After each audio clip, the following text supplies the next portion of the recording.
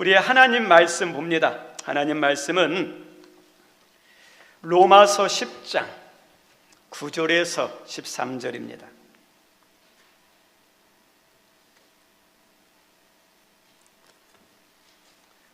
로마서 10장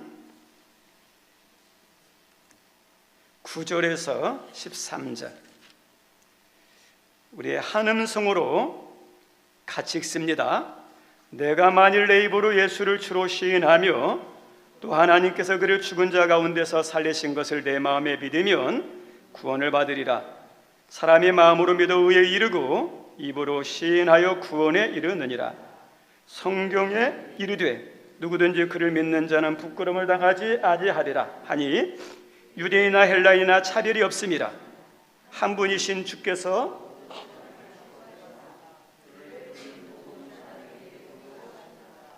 누구든지 주의 이름을 부르는 자는 구원을 받으리라. 아멘. 세례 믿음의 고백이라는 제목으로 하나님 말씀 같이 나누고자 합니다. 제가 목회자가 되어서 제일 안 되는 게 있어요. 설교를 준비한 게 있으면 줄일 줄도 알아야 되는데 줄일 줄을 몰라요. 오늘도 세례 때문에 시간이 좀 부족해서 더 줄이고 해야 되는데 쉽지 않을지 모르겠지만 우리 아무튼 우리 예배드리는 동안에 세례 믿음의 고백이라는 제목으로 말씀 나누고자 합니다. 우리 한번 같이 읽어볼까요? 시작. 세례 믿음의 고백. 우리 성도님들이 지금 신앙생활하고 있는 이 교회는 대한예수교 장로의 통합 속한 교회입니다. 뭐 교단이나 교파가 중요한 거 아니에요. 뭐 어떤 게 좋은 거냐? 신앙생활 잘하는 교단이나 교파, 예수님을 사랑하고 열심히 섬기는 그 교회, 그 교단이, 그 성도가 좋은 거, 교회가 좋은 거예요. 우리 천국 갔을 때 하나님이 너 어디 교회 다니다 왔냐 물어볼까요? 전혀 안 물어봐요. 너 예수 믿었느냐, 사랑했느냐, 그것만 바라봐요. 그래서 어떤 교단이 좋고 어떤 교회가 좋아요? 예수님 잘 믿고 사랑하고 섬기게 하는 교회가 좋은 거예요. 교단과 교파는 중요하지 않아요. 근데 그래도 내가 다니는 교회에 대해서는 좀 아는 게 중요하잖아요. 그래서 우리 교회는 개신교라고 그러죠. 프로테스탄트, 영어로는 프로테스탄트. 그리고 고칠 게, 그 다음에 새롭게 할신, 가르칠 교. 그래서 뭐냐? 새롭게 고쳐서 가르치는. 그러니까 교회는 가르치는 것이 강해요. 우리 예수님이 가르치고 전하고 그랬죠.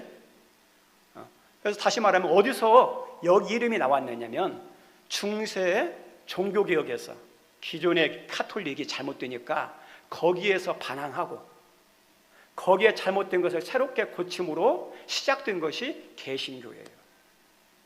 그리고 이 개신교의 정신은 루터라는 종교개혁자, 우리 장로교의 종교개혁자인 칼빈의 그 정신을 이어받아서 시작된 것이 개신교예요. 3대 그 모토가 있고 5개 모토가 있는데 3대 그 모토는 뭐냐? 오직 성경, 그리고 오직 믿음, 오직 은혜. 왜냐? 천주교가 전통을 중요하거든요. 근데 전통보다 중요한 게 뭐예요? 성경. 그리고 믿음, 구원을 뭐로 받느냐? 공로나 고행이나 선행, 뭐 면죄부 사서 구원받는 게 아니에요. 믿음으로 구원받는 거예요. 그리고 어떠냐? 오직 은혜. 우리가 막 수고하고 노력하는 것도 있지만 우리의 수고나 노력보다 뭐가 더 커요? 은혜가 더 중요해요. 은혜. 그래서 이게 3가지. 근데 2가지를 더 넣으면 오직 예수 그리스도, 오직 하나님의 영광, 이것을 중심으로 한 것이 개신교 정신이에요. 교회나 사람이 중요한 게 아니에요. 예수님이, 하나님의 영광이, 그리고 성경이, 믿음이, 은혜가 중요한 것을 강조하는 것이 개신교입니다. 근데 개신교 중에서도 여러 교파가 있어요. 교단이 있어요. 뭐 루터교, 장로교, 감리교, 성결교 막 이렇게 있습니다. 근데 우리는 장로교 중에서도 예장, 그래서 대한예수교 장로회 통합이라고 그래요. 몰라도 돼요. 일단은 그래도 알고는 계세요. 장로교는 장로교인데 장로교 중에서도 예장, 그래서 대한예수교 장로회 통합, 합동이 있습니다. 규모로는 합동이 더 커요. 합동이 더 큽니다. 우리 이제 통합이에요. 우리 한음원교가 속한 본 교단에는 교인을 원입교인, 유아 세례교인, 아동 세례교인, 세례교인으로 구분합니다. 한번 띄워주시기 바랍니다. 예, 크게 네 가지로 구분이 돼요. 원입교인은 몰라도 되지만 그래도 상식적으로 아십시오. 원입교인은 뭐냐? 그냥 세상 사람으로 살다가 나 교회 다녀야지, 예수 믿어야지 해가지고 교회에 들어온 사람, 등록한 사람, 세례 같은 거 안 받는 사람이에요. 그것을 원입교인이라고 그래요. 원입교인. 두 번째는 유아 세례교인. 예전에는 이게 세례를 받은 부모님의 자녀가 받는 거예요. 한 부분만, 부모님과 한 분만 예수 믿고 세례 받으면 자녀를 유아 세례를 줄 수 있는데, 예전에는 만 2세였어요. 근데 지금은 바뀌어서 만 6세 이하, 그때 세례받은 성도를 유아 세례교인. 그래서 유아 세례 받고 계속 신앙생활 하는 사람 있잖아요. 그것을 유아 세례교인. 그 다음에 한 2년 전에 새로 생긴 게 있습니다. 아동 세례교인이 새로 생겼어요. 아동 세례.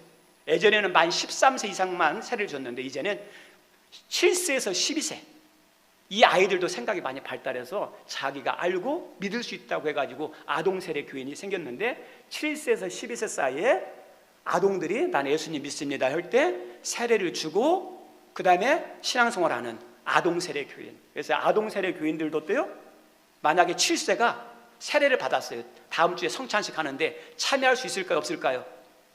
참여할 수 있어요. 근데 이제 아이를 위해서 이제는 뭐냐, 포도주가 아니라 포도 주스. 그래서 그 아이들도 이렇게 됩니다. 그리고 또 네 번째는 세례교인, 또 다른 말로 입교인이라고 그래요. 세례교인은 아까 말했던 것처럼 처음으로 교회에 들어왔는데 세례 안 받은 사람이 있다고 그랬죠. 교회 다녀가 보니까 예수님을 알고 구주로 믿으려고 작정한 사람에게 주는, 그 사람에게 세례를 받쳐요. 만 13세 이상이 되면. 그럼 나는 예수 믿겠습니다. 그러면 13세 이상인 사람은 얼마든지 세례를 받아요. 그때 세례교인. 입교인은 있는데, 입교인은 누구하고만 해당되냐? 유아 세례 받은 사람. 유아 세례는 자신의 신앙이 아니라 부모님의 신앙으로 이렇게 세례를 받았으니까 아직 자기 신앙이 아니에요. 그래서 13세 이상이 되면 내가 어렸을 때 부모님의 신앙으로 받았지만 이제는 내 신앙으로 예수님을 영접합니다 하는 사람이 행하는 것이 입교식이에요. 근데 입교식 때는 세례 안 해도 돼요. 유아 세례 받았기 때문에. 그래서 입교라고 그래요.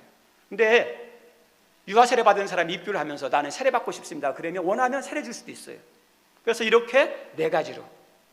그리고 우리 교단에서는 발달 장애에 관련된 세례자 다 있어요. 의사 표현을 할 수 있는 세례가 있고, 의사 표현하지 못했을 때 발달 장애에 주는 그 세례도 있어요. 다 하나에 볼 때는 사랑하는 영혼이니까. 이렇게 네 가지로 구분이 됩니다. 우리 성도님들, 교인과 성도는 구분해야 됩니다. 교회는 그냥 교회 다니는 거예요. 진짜 성도 아니에요. 진짜 성도는 뭐냐? 예수님을 구주로 알고 믿는 분을 성도라고 그래요. 우리 신앙은 어디서 시작될까요? 교회에서 시작되는 게 아니에요.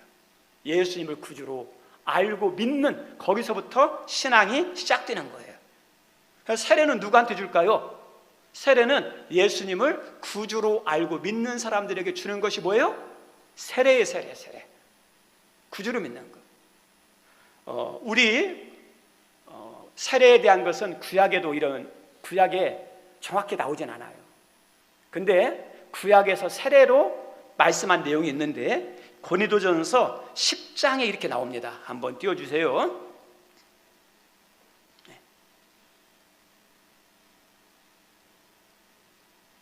고린도 10장 1절 2절.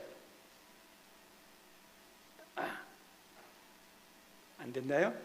거기에 보면 이스라엘 백성들이 출애굽하면서 홍해를 지나죠. 홍해를 지나는 것을 세례로 표현했어요. 그 홍해를 통해서 어떠냐? 죽는 장소고, 근데 안 죽고 살아났죠. 하나님이 다시 살려줬다. 그래서 홍해를 세례로 표현했습니다. 그래서 신약 구약에서는 거기를 세례로 봐요. 그리고 실제 신약에서 우리 예수님이 세례 받았습니까? 안 받았습니까? 세례 받았죠? 우리가 알고 있는 사도 바울도 세례 받았습니까? 안 받았습니까? 세례 받았죠? 그리고 초대 예루살렘 교회도 베드로의 설교를 듣고 회개한 사람들이 세례를 받았는데, 세례 받은 사람이 3,000명, 5,000명이라 그러죠? 초대교회의 세례가 풍성했습니다. 그리고 사도 바울이 선교하러 가서 회개한 사람들에게 꼭 베푼 것이 뭐냐? 세례입니다. 우리가 알고 있는 우리 예수님이 승천하시면서 이런 말씀했죠. 너희는 가서 모든 민족으로 제자를 삼아 아버지와 아들과 성령의 이름으로 뭘 주고? 세례를 주고. 우리 예수님께서 승천하시면서 분부한 것이 있어요. 너희들 세례 주고 가르치라. 세례는 해야 됩니까? 안 해야 됩니까? 해야 되죠. 교회의 아름다운 전통이에요. 구원은 예수님만 믿고 세례 안 받아도 되지만 나는 예수 믿으니까 나 세례 안 받을 거야. 좋은 신앙 아니에요. 성경적인 신앙은 예수님이 받으라고 했으니까, 주라고 했으니까 받는 것이 성경적인 신앙이에요. 그죠? 네, 받는 거. 그러면 세례는 원래 어떤 거냐? 우리가 지금 이렇게 성부와 성자와 성령 이름으로 했죠. 근데 원래는 요단강에서 세례가 많이 베풀어졌거든요. 요단강에서는 물속에 푹 집어넣는 거예요. 침례라고 그래요. 침례. 어디까지 집어넣느냐? 정수리까지 푹 집어넣어요. 그럼 여기에 잠긴다는 건 뭘 의미하죠? 또 여기서 침례를 직접 못하니까 현대에 맞게 이렇게 하는데 정수리에다 물을 찍습니다. 이 의미가 뭘까? 여기까지 잠기면 어떻게 돼요? 죽는 거예요. 다시 말하면 예수 믿기 전에 과거에 나는 예수 안에서 죽고 다시 어때요? 예수님과 함께 새롭게 태어난 믿음의 사람이라는 것을 의미하는 게 세례예요. 세례. 씻는 의미도 있지만 뒤를 씻는 것도 있지만 죽고 다시 살아난다, 씻는다, 그런 의미도 있어요. 새롭게 태어나는, 새롭게 깨끗함 받은 사람을 세례라고 합니다. 우리 성도님들, 그러면 우리 세례는 예수님을 구주로 영접한 사람이 믿는다 그랬죠.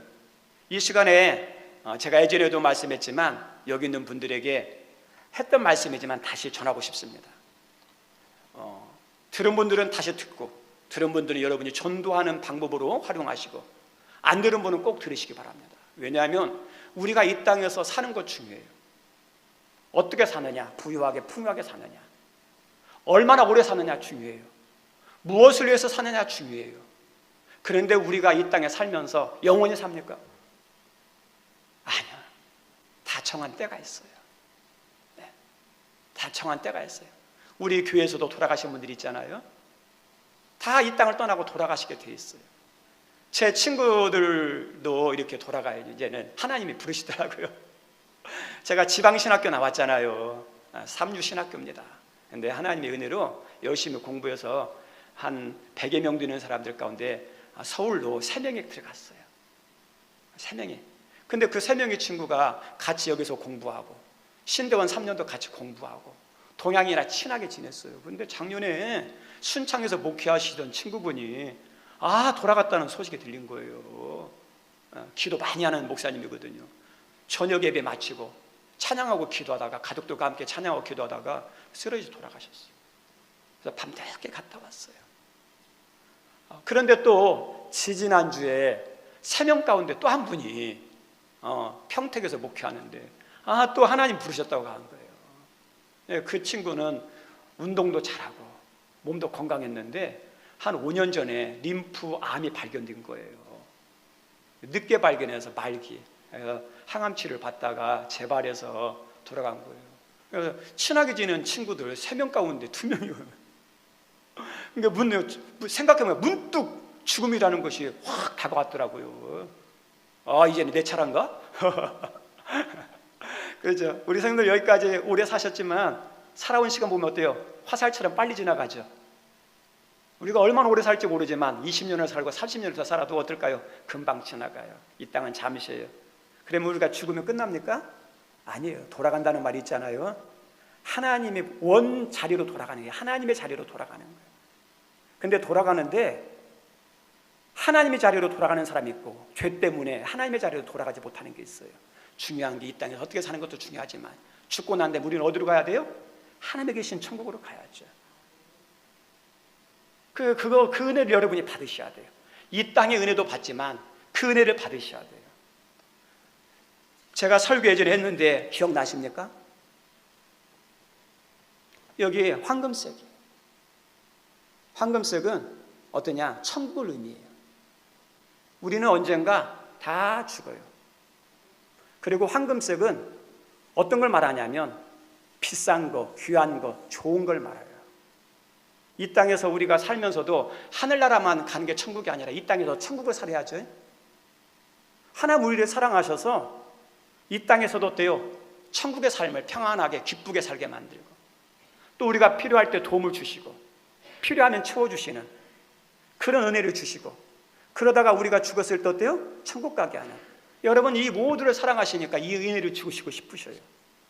그리고 여러분이 그 은혜를 받으셔야 돼요. 그런데 이 은혜를 받지 못하게 하는 것이 뭐라고요? 어두운 거 있죠? 죄예요. 죄. 죄는 원죄가 있어요. 아담이 지은 대표의 대표. 윤석열 대통령이 잘못하면 그 잘못한 대가는 국민이 다 받게 돼 있어요. 대통령이 대표가 되어서 국제적인 서약을 하죠. 그러면 어때요? 내가 안 했지만 국가가 다 받아들여야 돼요. 이 당시에 아담의 대표예요. 죄지었어요. 그 원죄가 우리에게 있어요. 조상죄가 있어요. 내가 짓는 자범죄가 있어요. 자범죄 중에서 여러분들 말로 짓는 죄 있습니까? 없습니까? 생각으로 짓는 죄 있습니까? 없습니까? 마음으로 짓는 죄 있습니까? 없습니까? 우리는 법하면 국가에서 정한 형법, 법만 죄라고 그러는데, 아니, 하나님은 마음으로 짓는 죄도 죄라고 그래요. 그리고 우리는 죄 어때요? 많죠. 그리고 영적인 자범죄도 있어요. 예수 안 믿는 거, 우상 숭배하는 거. 그럼 우리는 다 죄인이죠. 이 죄가 뭐냐? 이 은혜를 다 가로막는 거예요. 이 땅에서의 천국의 삶을 못하고 불안하고 두렵고, 왜 두렵고 불안하고 근심이 많냐? 죄 때문에 그래요. 그리고 그것 때문에 어때요? 하나님 나라에 가지도 못하죠. 이 죄가 문제입니다. 그래서 이 죄를 해결해야 돼요. 근데 해결하는 것은 우리가 손 더러우면 물로 씻으면 돼요. 옷 더러우면 세탁기로 돌리면 돼요. 세제로 돌리면 돼요. 이 쇠 같은 거 녹슨 것은 불로 녹이면 녹이 제거가 돼요. 근데 죄는요, 물로 되지 않고 불로 되지 않아요. 하나님의 법에 하면 죄는 피 흘림이 없은 즉 사함이 없다 그러죠. 오직 피로만 돼요. 피로만. 그래서 우리들이 죄를 지으면 피를 흘리면서 죽으면 죄가 해결되는데 그건 끝나잖아요. 그래서 하나님께서 죽지 않고 해결될 수 있는 길을 열어줬어요. 어린 양. 구약에 보면 내가 죄를 지었을 때 어린 양을 가져가서 이렇게 기도하면 죄가 전가가 돼요. 그러면 그 당시에는 내가 죄가 없으니까 양을 죽이는 거예요. 양의 목을 따서 피를 빼고 가죽을 벗기고 사지를 절단해.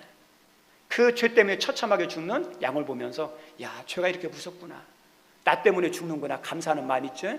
그래서 죄가 해결돼요. 그런데 어때요? 또 다시 죄를 지어요. 그러면 또 양으로 제사를 드려야 돼요. 반복이에요. 끊임없이. 불편해요. 그래서 우리 하나님께서 한 번에 모든 사람의 죄를, 과거 현재의 죄를 해결할 수 있는 하나님이 준비한 어린 양, 세례 요한이 예수님을 보면서 보라, 세상 죄를 지고 가는 누구의 어린 양이라고요? 하나님의 어린 양. 하나님이 준비한 어린 양은 능력이 있어요. 그래서 모든 사람의 죄를, 모든 과거 현재 죄를 짊어지고 그 다음에 이 땅에 오셔서 고난받으시고 고초당하시고, 그 죽은 양처럼 사지가 찢기고 피 흘리면서 죽으신 분이 누구예요? 예수님이에요. 예수님의 죽으심은 누구 때문에요? 내 죄 때문에. 오늘 워십에서 나왔죠. 나 때문에. 내가 죽어야 할 죄를 대신 지면 나를 살리시려고. 그래서 이 예수님의 피로 우리의 죄가 해결되어서 어떠죠? 하나님께서 주시고자 하는 이 복을 누리게 만드시는 거예요. 그런데 우리가 예수님께서 그 죄를 해결해 주셨지만 우리들이 할 것이 하나 있어요. 그게 어떤 거냐면 이거예요. 우리 산삼 있어요. 산삼 보기만 해도 약효 있는 게 아닙니다. 어떻게 하죠? 먹어야 효과가 있죠. 예수님이 우리를 위해서 죽으셨어도 예수님을 먹어야 돼요. 효과가 있어요. 먹지 않으면 효과가 없어요. 예수님이 우리를 위해서 죽으셨어도 안 믿으면 소용없어요. 먹는다는 건 뭐냐? 믿는다, 영접한다는 의미예요. 요한복음 1장 12절에 영접하는 자, 곧 그 이름을 믿는 자들에게는 뭐가 돼요? 하나님의 자녀. 믿는 거하고 영접은 똑같은 말이에요. 근데 믿는 것은 설명하기가 어려워요. 믿는 게 뭐지? 추상적인 게 있잖아요. 근데 영접은 어때요? 쉬워요. 영접은 어때요? 문을 두드렸을 때 들어오세요 하는 게 영접이죠. 요한계시록 3장에 보면 이렇게 나왔어요. 볼지어다 내가 문 밖에 서서 두드리노니 누구든지 내 음성을 듣고 문을 열면 내가 그에게 들어가 내가 그와 더불어 먹고 그는 나와 더불어 먹으리라. 그게 문이죠. 마음의 문이에요. 우리 성도님은 여러분을 사랑하셔서 부모님을 통해서, 선생님을 통해서, 친구분을 통해서 두드렸어요. 야, 누구누구 사랑하는 누구야, 마음의 문을 열어라. 지금도 예수 안 믿는 분들에게 제가 목사, 하나님이 저를 통해서 마음의 문을 두드리는 거예요. 야, 누구야, 문 열어라. 그래서 문을 열고 예수님 들어오세요 하면 예수님 들을까 안 들을까요? 세상 사람은 차별해요. 아, 저 사람은 나는 교제하기 싫어, 들어오지 마, 이렇게 하죠. 근데 예수님은요, 들어오세요 하면 누구든지 다 영접해요. 다 들어가요. 그럼 예수님 들어오세요 하면 예수님 오시죠. 그게 영접한 거예요. 그게 뭐예요? 믿는 거예요. 그럼 믿으면 누구 자녀가 되는 거예요? 하나님의 자녀가 되는 거예요. 하나님의 자녀가. 우리 귀한 성도님들,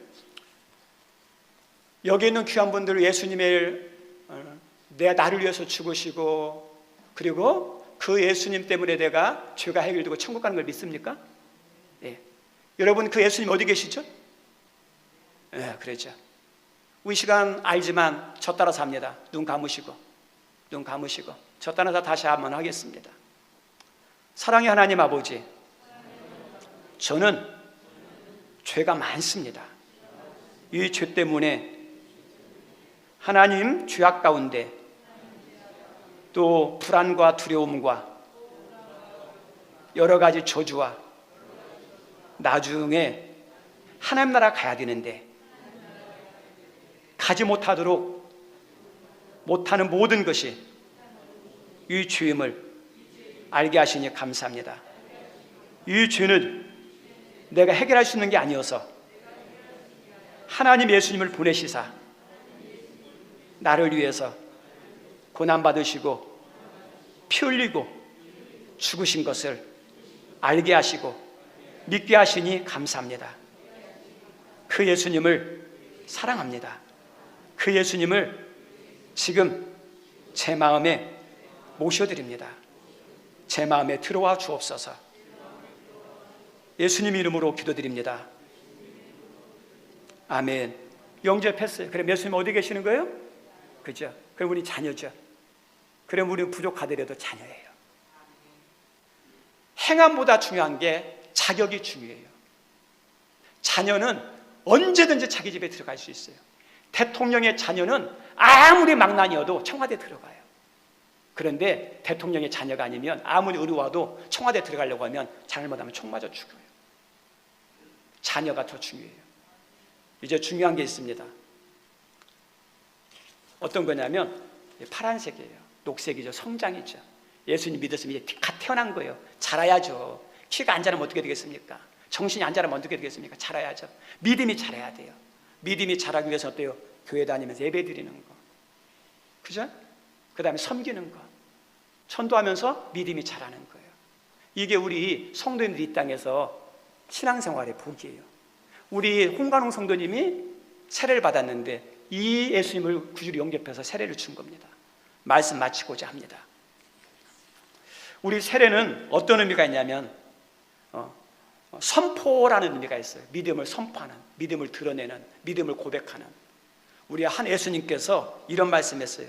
누구든지 사람 앞에서 나를 시인하면 나도 하늘에 계신 내 아버지 앞에서 그를 시인할 것이요, 누구든지 사람 앞에서 나를 부인하면 나도 하늘에 계신 내 아버지 앞에서 부인하리라.